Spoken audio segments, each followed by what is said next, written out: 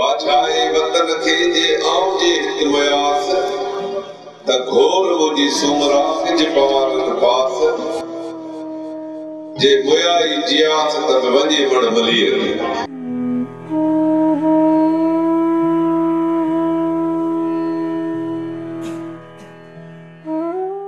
शाह लतीफ़ जे सुरनि जहिड़े ख़ूबसूरत ऐं सिंधी क़ौम जे दिलनि में धड़कंदड़ बशीर ख़ान कुरैशी जे अचानक विछोड़े समूरी सिंध खे सोगवार करे छॾियो आहे।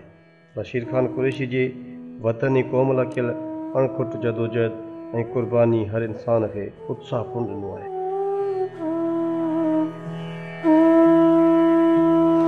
लतीफ़ साईं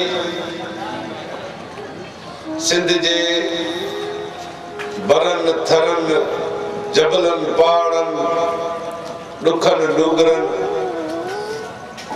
सिंध जे इंच इंच जी तर्जुमानी कई। तारीख़ में ॾिसंदासीं त कॾहिं अरबोन आया, कॾहिं मुग़ल साम्राज्य आयो, कॾहिं अंग्रेज़ आयो, कॾहिं अरब आया,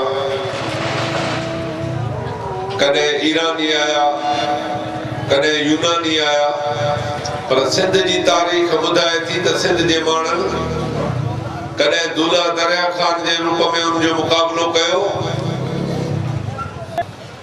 कॾहिं राजा ॾाहर जे रूप में उन्हनि सां विड़िया, कॾहिं शाह इनायत शहीद जे रूप में विड़िया, कॾहिं दोदे सूमरे जे रूप में।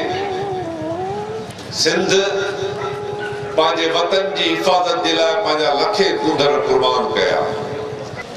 अॼु उन्ही धरती ते चइनी तरफ़नि खां वार आहिनि।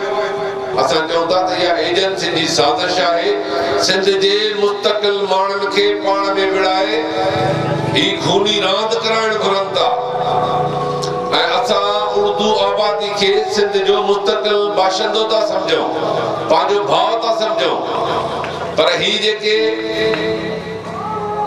उर्दू आबादीअ खे सिंधियुनि जे ख़िलाफ़ इस्तेमाल करे दरअसल पंजाब पंहिंजा मक़सद हासिल करण थो घुरे। उनखे आउं ॿुधायां थो सिंधी माउरनि जूं कुखियूं सुंढ न आहिनि थियूं। सिंध अॼु बि गैरतमंद पुट ॼणे पई ऐं सिंधी पंहिंजे वतन जी हिफ़ाज़त करण ख़ूब ॼाणींदा आहिनि। बशीर ख़ान कुरैशी जूं कयल ख़िदमतूं ऐं संदसि क़ुर्बानियूं कॾहिं बि रायगान न वेंदियूं।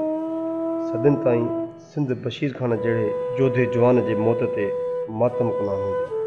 मुर्शिद बुगियो, सिंध टीवी न्यूज़, भिठिया।